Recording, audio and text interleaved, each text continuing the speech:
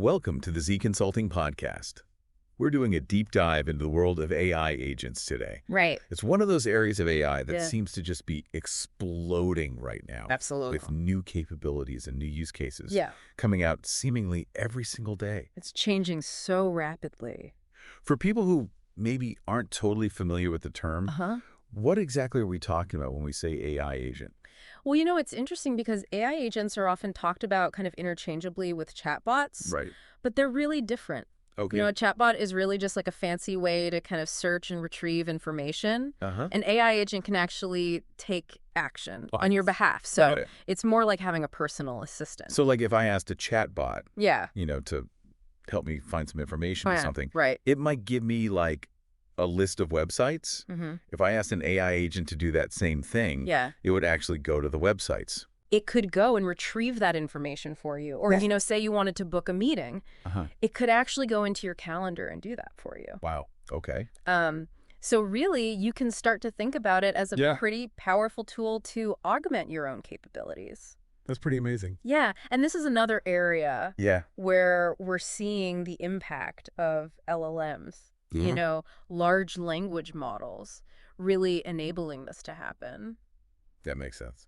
So, I think that distinction between just a chatbot and an AI agent is really important to make. Okay, now when somebody's building an AI agent, what are some of the key Okay. considerations in terms of the design?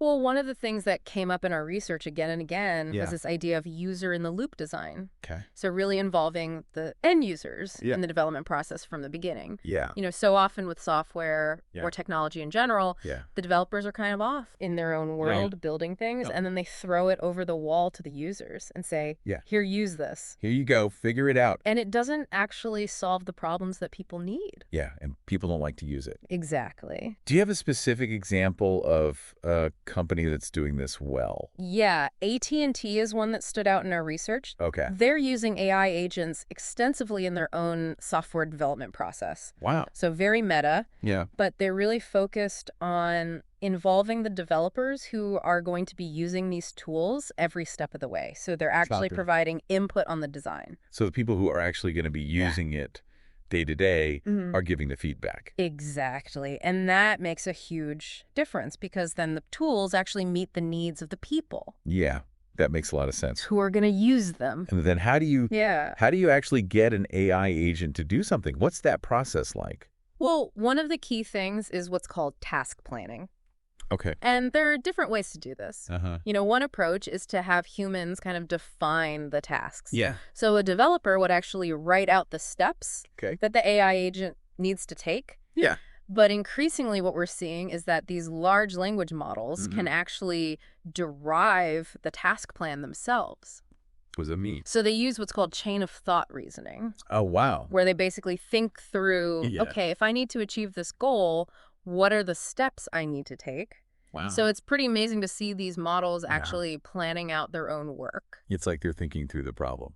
They are. Okay. And then for really complex tasks, Yeah. we're seeing the emergence of what's called multi-agent orchestration. Oh. So imagine you have multiple AI agents, Yeah. each with their own specializations, Okay. and they can work together to achieve a Yeah. common goal. So like a team of AI agents working together. Exactly like an orchestra, Uh-huh. each one playing their own part. So these AI agents, Yeah, they need information to do their jobs. right. Where does that come from? Well, that's where things like data retrieval Yeah. and memory come into play. Okay. RAG is a term that's been getting a lot of attention lately, Yeah, I've heard that. which stands for Retrieval Augmented Generation. So what is that? What does that mean? Basically, it allows an AI agent to access Right. and use information from a variety of sources. Yeah. So this could be private data that a company has Right. or public data from the internet. So it's got like a... Yeah, it's like giving the AI agent a Yeah. giant library Wait. of information to draw on.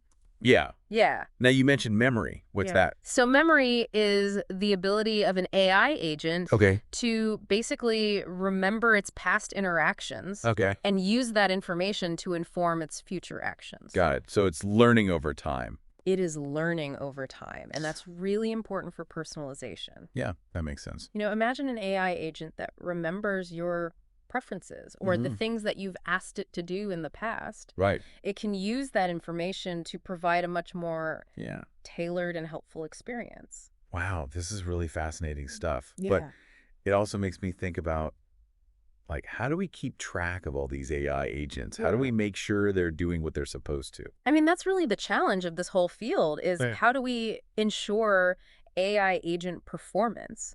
One key aspect of that is evaluations. Okay. So just like Yeah. companies are testing self-driving cars, Right. we need to be rigorously testing and evaluating AI agents to make sure they're doing what we expect them to do. And they're doing it well. And they're doing it well and reliably. Yeah. The other piece is guardrails. So these are basically rules and constraints that we put in place to prevent AI agents from going off the rails. So they don't accidentally. Right. They don't accidentally cause harm. Right. Or, violate company policies or something like that. Okay, so we've talked about like the design process. We've talked about these high-level ideas of what AI agents are. Right. Can you break it down into some of the core building blocks of what makes up an AI agent? Absolutely. Okay. So we've already talked about data retrieval with RAs and memory. Right. But those are just two pieces of the puzzle. Yeah. One of the key things that AI agents need is what are called agent-computer interfaces. Okay. So these are the ways that the AI agent actually interacts. So like the interface that it uses. Yeah, the mechanisms that it uses Okay. to communicate with the digital world. So what are some examples of that? So one example is function tool calling. So this is the ability of an AI agent to use an API to access some external resource. Got it. Like a database or a web service or something like that. So it's going out and getting information that it needs. Right, or taking an action, like sending an email or something like that. Okay. Then you have computer use, which is the ability of an AI agent to actually interact with the computer system directly. So it's like using a keyboard and mouse. It can use things like, bash commands or file operations. Right. And then the third piece is integrations. Okay. So this is really important for connecting the AI agent to different data sources and applications. So it can talk to... So it can talk to all the different systems that it needs to work with. And so you've got these computer interfaces, and then you mentioned earlier things like evaluations, guardrails. Right. So those are really important for the performance aspect of the AI agent. Okay. We need to make sure that the AI agent is actually performing well and reliably, and that it's not doing anything that could potentially cause harm. Okay. And so how do you measure that performance? How do you know if it's doing well or not? Well, that's where evaluations come in. Okay. So you need to define some benchmarks, some metrics for how you're going to measure the performance of the AI agent. Okay. And then you need to be constantly testing and monitoring the AI agent's performance to make sure that it's meeting those benchmarks. So it's a continuous improvement process. It's a continuous improvement process. Yeah. And then what about the guardrails? How do you make sure that it's staying within the boundaries that you set? So guardrails are basically rules that you define to prevent the AI agent from taking certain actions or accessing certain data. Got it. So it's like a safety net. It's a safety net to make sure that the AI agent doesn't go rogue. Now, this is getting pretty complex. It is. And there's a lot of different moving parts here. There are a lot of different moving parts. Is there a way that we can kind of categorize or think about the different types of AI agents that are out there? Absolutely. So there are different ways to categorize AI agents. Okay. One way is to think about them as vertical versus horizontal. Okay. So a vertical agent is specialized for a particular task or domain. Like it's an expert in a specific area. Exactly. Okay. So you might have a vertical agent for customer service or for finance or for healthcare. Got it. A horizontal agent is more general purpose. Okay. It can be used for a variety of tasks.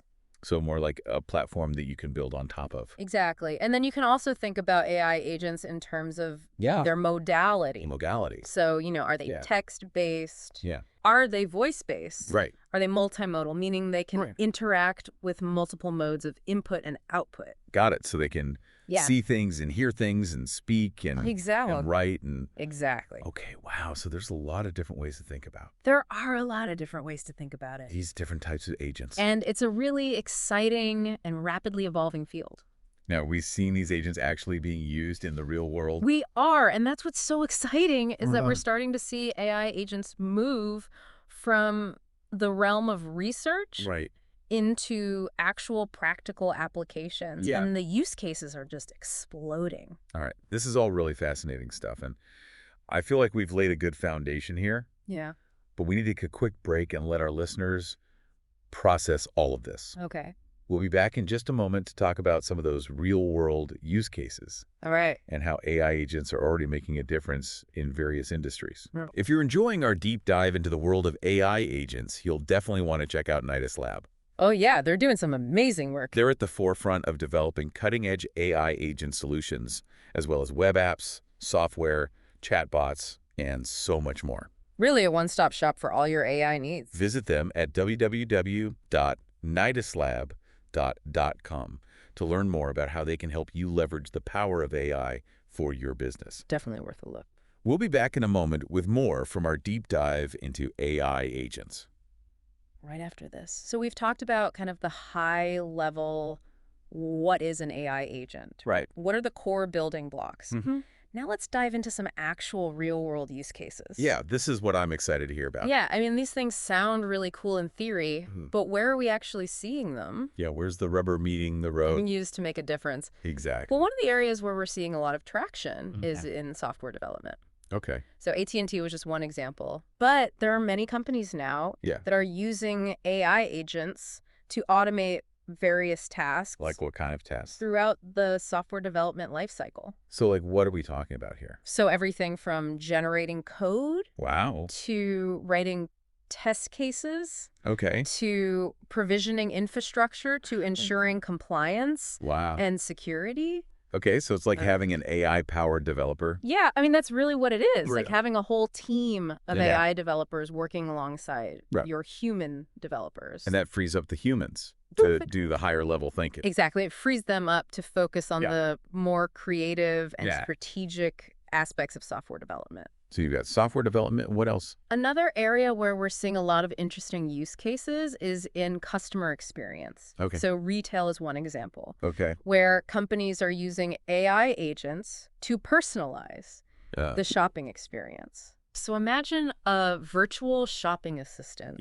that can answer your questions. It's like a really good one. Like a really good one. Yeah. That actually knows what it's talking about. Yeah. And can help you find the perfect products for your needs. So that's happening. That's happening. And we're seeing companies experiment with different approaches here. Like what? So one example is a beauty retailer that's using an AI agent as a virtual beauty advisor to onboard and train new store associates. So it's like a trainer. It's like a trainer. And it has access to this vast knowledge base of product information, customer insights, best practices. Wow. So it's like... So it can provide this really personalized training and support. Okay, what else are they using it for? Another example is in product discovery. Okay. So one major retailer is using AI agents to help customers find the perfect products for their needs. So they have category-specific AI agents for things like hair care and skincare that provide tailored assistance. So I could go in and say, I have this kind of hair and I need this kind of product. Exactly. And it can guide you to the right products based on your individual needs. Wow.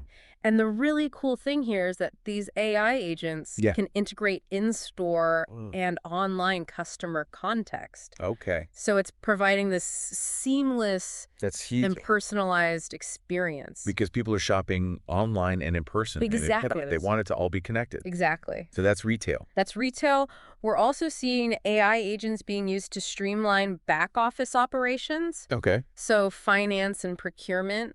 Like automating a lot of those tasks? Automating a lot of those tasks. Yeah, okay. So one consumer goods company is using AI agents to optimize their supply chain management. What does that look like? So these AI agents are monitoring stock levels. Okay. They're triggering replenishment orders. Okay. They're addressing availability issues in real time. So they're making sure that there's always enough product. Exactly. And that same company is also using AI agents to automate their invoicing processes. Okay. So reducing errors, freeing up finance teams. Yeah, that's the jerks. From these tedious manual tasks. That's a lot of repetitive stuff. Yeah, it is. That you could hand off to an AI agent. Exactly. Okay, so finance and procurement. Yeah, another area where we're seeing a lot of impact is in data analysis. Okay. So AI agents are helping organizations extract insights from their data to make better decisions. One fascinating example is a global telecom company that's using a multi-agent system to convert natural language queries into SQL queries. What does that mean? So basically, you can ask the AI agent a question in plain English, and it will generate the SQL query.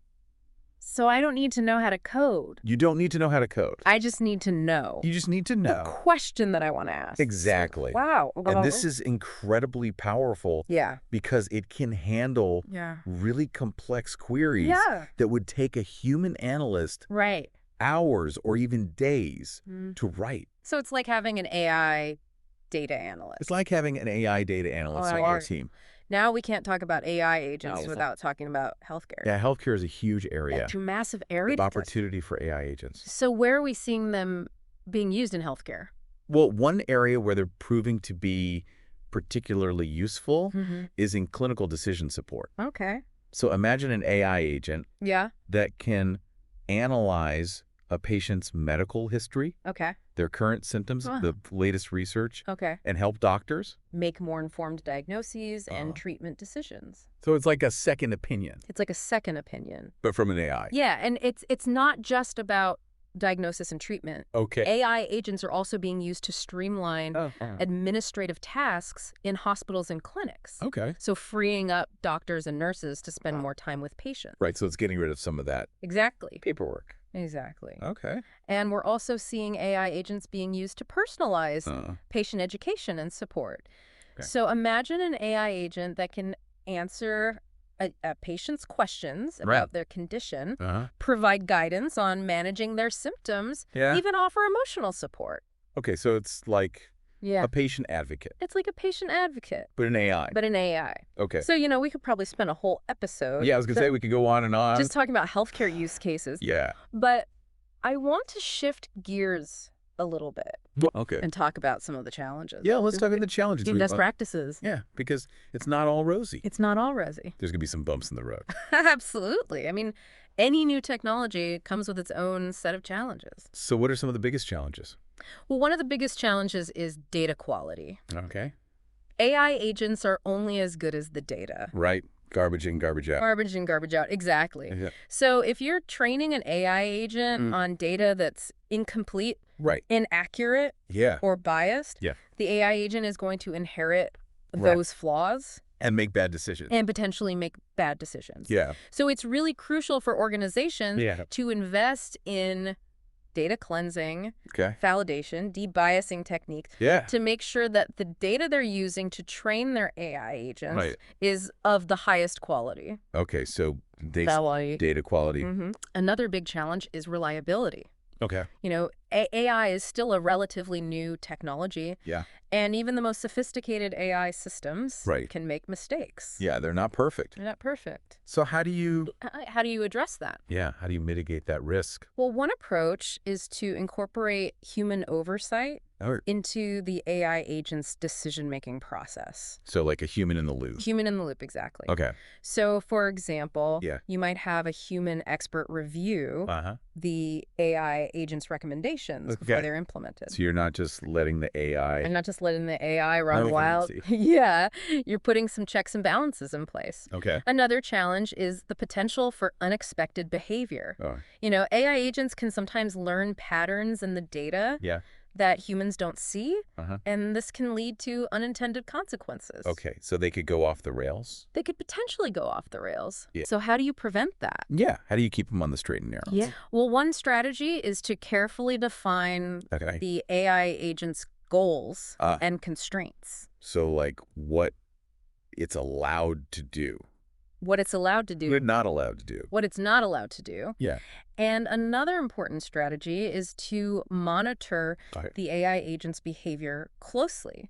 Look for any signs of unusual or unexpected behavior and be prepared to intervene if necessary. So it's not a set it and forget it. It's not a set it and forget it technology. Yeah, you got to keep an eye on it. We got to keep an eye on it. Okay. So those are some of the challenges. Yeah, those are some of the challenges. Now let's talk about some best practices for building successful AI agents.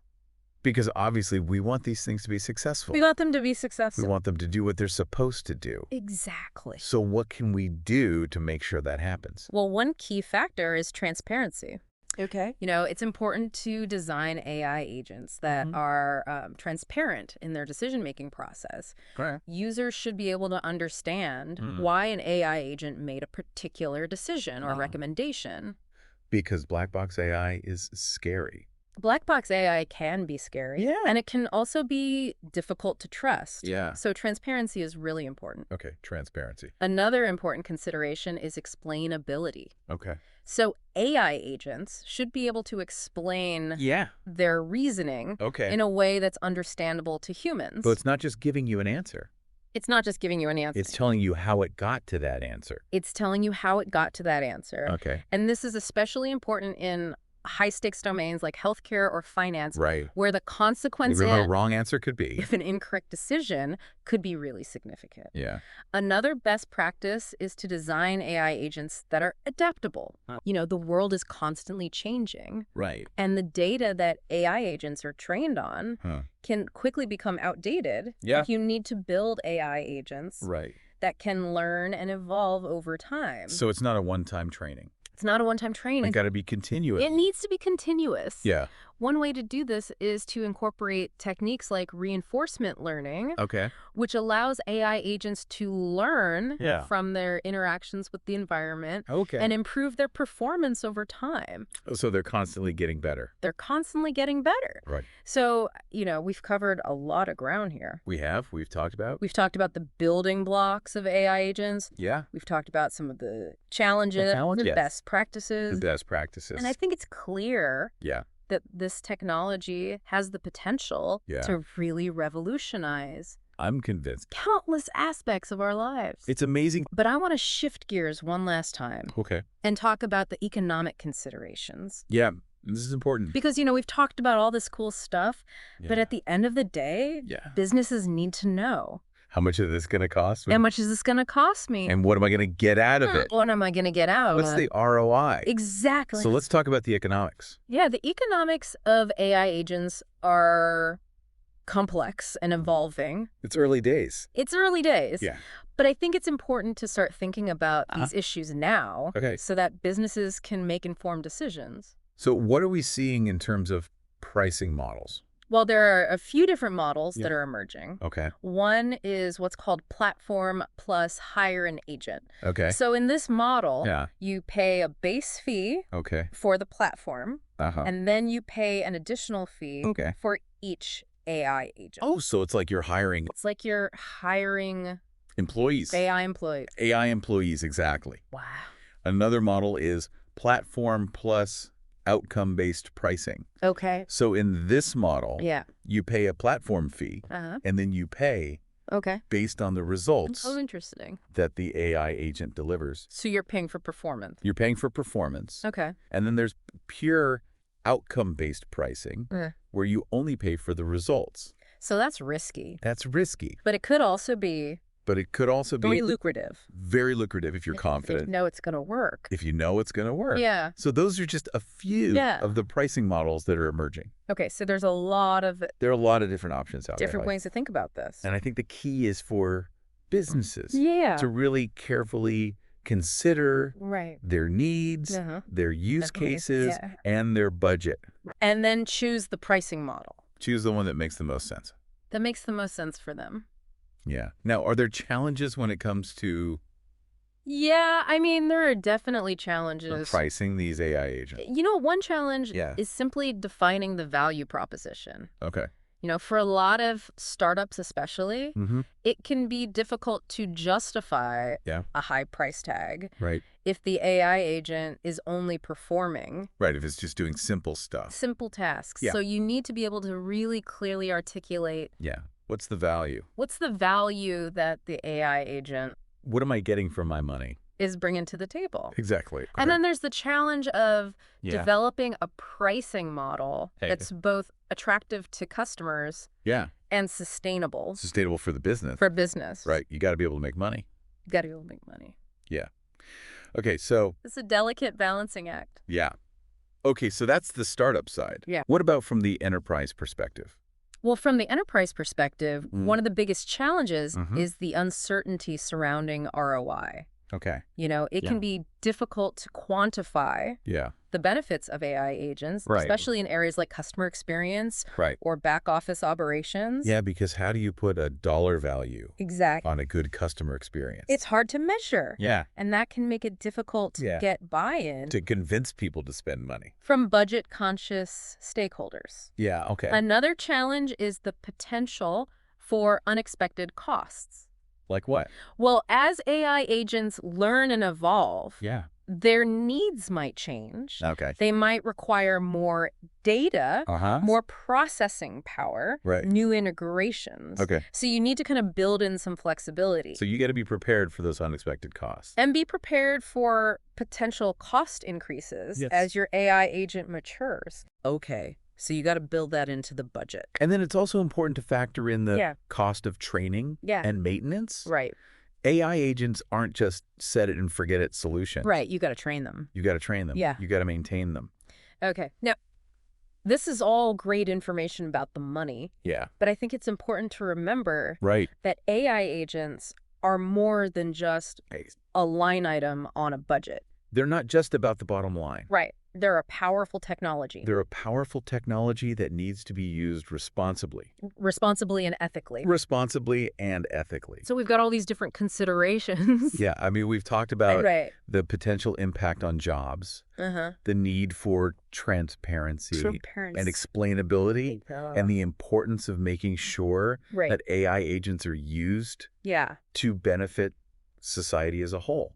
For good, not for evil. For good, not for evil, exactly. So it's really about finding that balance between innovation and responsibility. Innovation and responsibility. We need to harness the power of AI while also safeguarding our values and protecting against potential harms.